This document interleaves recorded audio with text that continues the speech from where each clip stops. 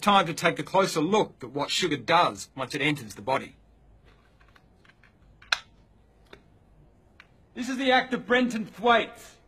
He's very kindly volunteered his body for the following demonstration.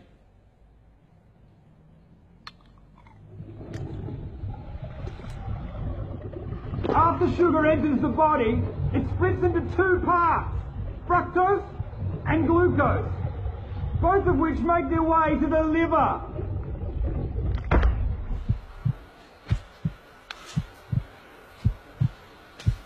Now, once in the liver, the glucose is dealt with efficiently.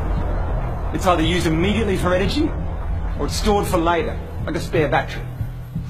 But the fructose half of sugar is very different.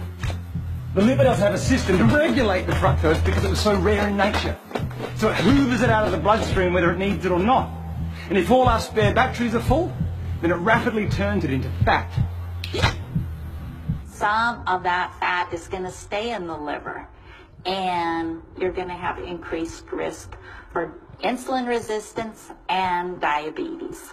What also happens is that this fat in the liver is then sent out into the bloodstream as triglycerides, which can lead to excess weight, plus blocked arteries and heart disease.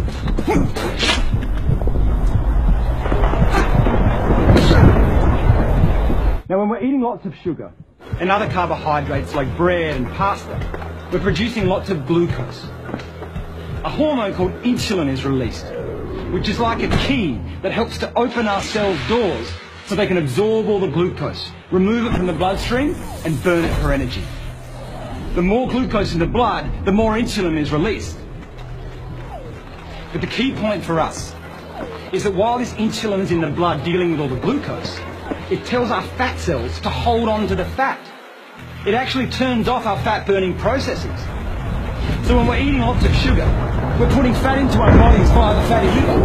Plus, because of all the glucose, we maintain the level of insulin, which tells our fat cells to hold on to the fat. We can't burn off fat when insulin is around dealing with all the sugar. This is what may be happening to a huge number of the population. It's highly unlikely with Brenton, though.